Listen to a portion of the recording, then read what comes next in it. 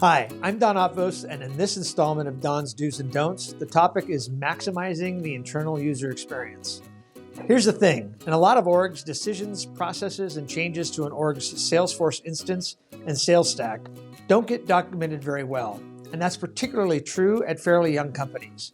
Over time, as people come and go, and as a lot of different hands touch both your systems and your processes, you often end up with a jumbled mess with no documentation on what data fields are being used for what reasons by various different functions and roles. It's pretty easy to find yourself a bit in the dark.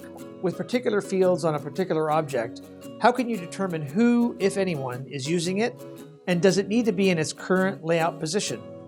The impact is that the internal user experience is not smooth or efficient at all.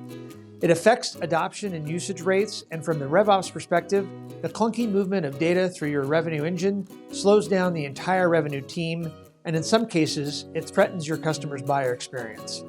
So if you haven't already, do start documenting your systems and process-related decisions.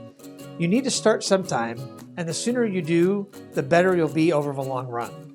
Then, do periodically sit down with all your internal customer roles and learn how they use your system, what they like and what they don't, all with the intention of improving their user experience. Learn how people use the system and the data in the system to do their day-to-day work, because in RevOps, when we perform our accountabilities better, we have an understanding of how different teams and roles use the data day to day.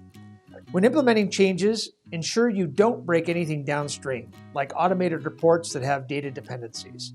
Finally, do consider piloting systemic changes by hiding fields from user views and determining if there are any unintended consequences. If you don't hear a lot of squawking from your users, you're probably in the clear.